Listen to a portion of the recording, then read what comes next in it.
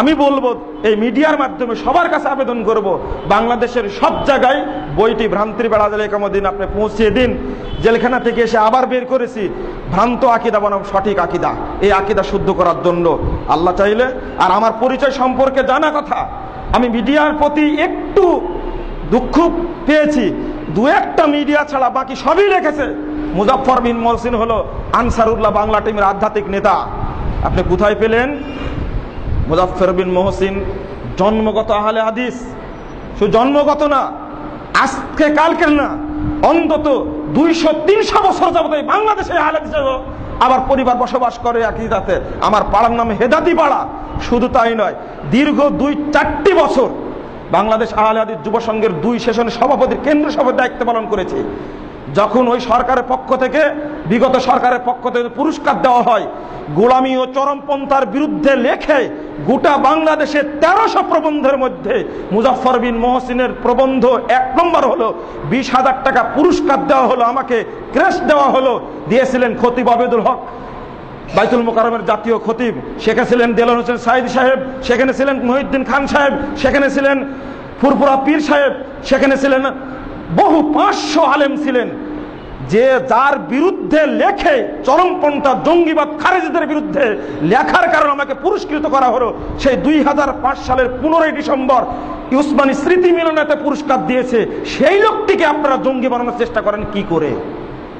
সাংবাদিকতা শিখতে হয়, আহলে হাদিসের বাচ্চা মাওলানা আকরাম খানের কাছ থেকে সাংবাদিকতা শিখুন। সাংবাদিকতা শিখতে হয় আহলে হাদিসের বাচ্চা, আহলে হাদিসের মনি, আহলে হাদিস আন্দোলনের জাগরণ সৃষ্টিকারী ব্যক্তিত্ব মাওলানা আব্দুল্লাহ আল কাফি আল কুরাইশির কাছ থেকে শিখুন। আপনি আহলে হাদিস ইউনিটিকে বিতর্কিত করবেন, হ্যাঁ, কোন আহলে হাদিস সন্তান যদি সন্ত্রাসী হয়, আহলে হাদিস ইউনিটি দোষী কোশ্চিন কালেও নয়। যদি আওয়ামী লীগে কোন দলের লোক সন্ত্রাসী কার্যক্রম করে, এই জন্য কি প্রধানমন্ত্রী দোষী? বিরোধী দলীয় নেত্রীর, যখন দলের নেতা নেত্রী যদি কোনো কর্মী সন্ত্রাসী কার্যক্রম করে, বিরোধী দলীয় নেত্রী যেমন দোষী নয়, 2-1 মানুষ যদি কোনো খারাপ কাজ করে তারা নিজেরা দোষী।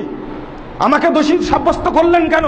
আমার লিখিত বক্তব্য আছে, ভাষণটাকে খুতবা দিতে আসি, দীর্ঘদিন যাবৎ ঢাকায় আমি খুতবা দেই, সবকিছু জানা, আমার লিখিত 14টি বই রয়েছে। জানার পরে যদি লিখতেন আমার কাছে, অন্তত আমার প্রতিষ্ঠান আছে, আমি দীর্ঘদিন শিক্ষক, আমার সম্পর্কে না জেনে 1 লাইন লিখতে গেলেন কেন? কেন লিখলেন আমার সম্পর্কে? কোথায় পেলেন আমাকে? আমি আনসারুল্লাহ বাংলা টিমের সদস্য, আমি জঙ্গির সাথে জড়িত। মনে রাখুন একটা জিনিস, রাসূলের যুগ থেকে শুরু হয়েছে আহলে হাদিস আন্দোলন, কিয়ামত পর্যন্ত এভাবেই চলবে।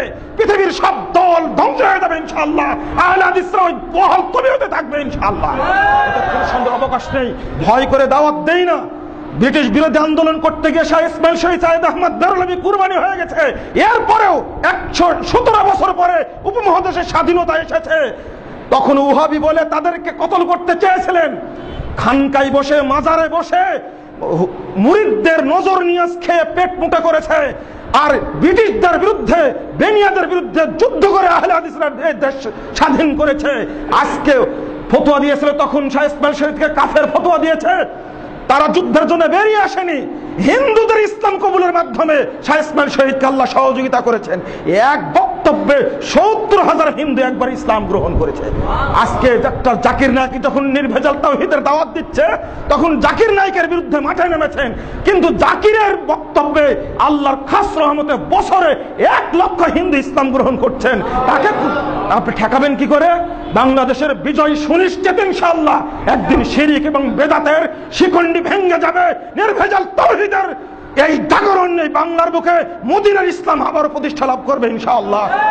তখন শিরক এবং বেদাতীরা কি করবেন? আমি দোয়া করি, আল্লাহ তুমি এই হকপন্থী আলেমদেরকে হেফাজত করো। আমি সরকারি বাহিনীদেরকে বলবো, গোয়েন্দা সংস্থাকে বলবো, আপনি যাচাই করুন সবকিছু, যাচাইয়ের মাধ্যমে সঠিক পদক্ষেপ নিন। যদি হ্যাঁ মুজাফফর বিন মহসিন যদি প্রমাণ পাওয়া যায় জঙ্গিবাদের সাথে সংশ্লিষ্ট, আমিও নিজে শাস্তি পেতে রাজি আছি ইনশাআল্লাহ। অতএব আমি আপনাদের কাছে বলবো, যাচাই করুন। দোয়া করব আল্লাহ যেন আমাদের এই দেশটাকে জঙ্গি রাষ্ট্র না বানান, আল্লাহ যেন হেফাজত করেন। আল্লাহুম্মা আমিন। আল্লাহ এই দেশ বিরোধী যত ষড়যন্ত্র, সমস্ত ষড়যন্ত্র থেকে দেশকে মুক্ত করো। আল্লাহুম্মা আমিন। আল্লাহ যারা শিরিক এবং বিদআতপন্থী তাদেরকে সহিহ আকীদা পোষণ করার তৌফিক দান করো। আল্লাহুম্মা আমিন। আকুলু কাওলি হাদা আস্তাগফিরুল্লাহ লি ওয়া লাকুম ওয়া লিসাইরিল মুসলিমিন।